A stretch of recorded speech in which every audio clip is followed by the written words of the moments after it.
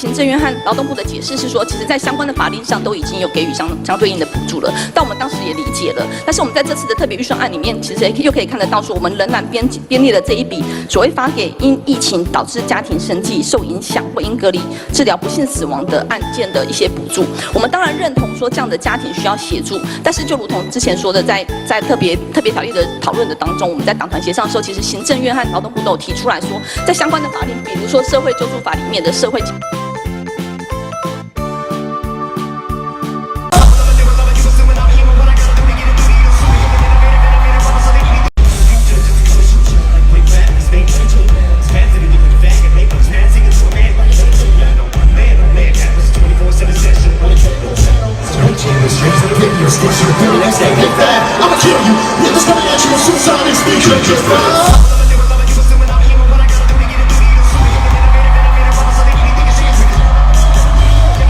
长期在中国的艺人刘乐言，他就说这个是烂招，还叫民进党高官要修快修。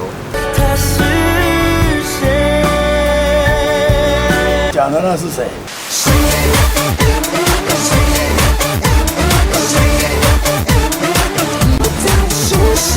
刘乐言就是比较亲中色彩的女艺人。我不晓得谁讲了什么，但是我们对于立法院，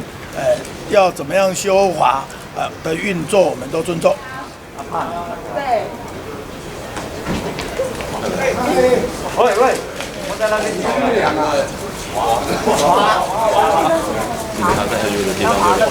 啊，我很感谢我们有很多优秀的同仁，大家发挥创意，对于政府需要让民众了解的各项作为，或者要让民众知道的信息，都透过有趣的画面图卡，让民众第一时间了解，让政策发挥最快速、最有效的效果。我很鼓励，也看到很多部会有很多年轻的同仁、有创意的工作者都做很好的表现，我们应该鼓励。其实，在台湾各处各行各业也都有这样的情况，都应该多多鼓励。目前没有这样的规划，我也还没接到这样子的报告。而健保最好，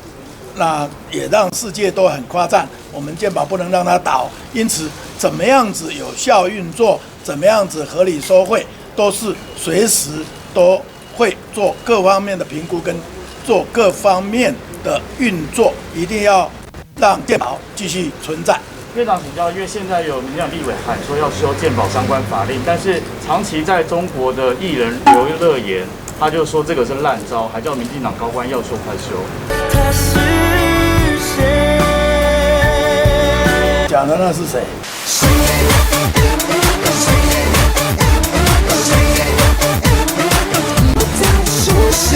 刘乐言就是比较亲中色彩的女艺人。我不晓得谁讲了什么，但是我们对于立法院，要怎么样修法的运作，我们都尊重。我们很感谢很多外籍的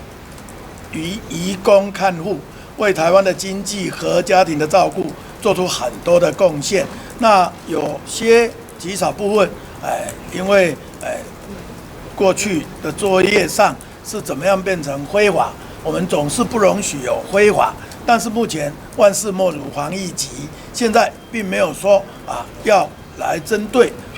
非法的劳工、移工或者看护来进行怎么样来立刻来做怎么样的动作，但我们还是对于相关的外籍人士，包括劳工、看护等的健康，我们还是都会一体公平周到的照顾，并且希望我们相关的这一方面，雇主也好，我们的劳工朋友也好，也要注意自己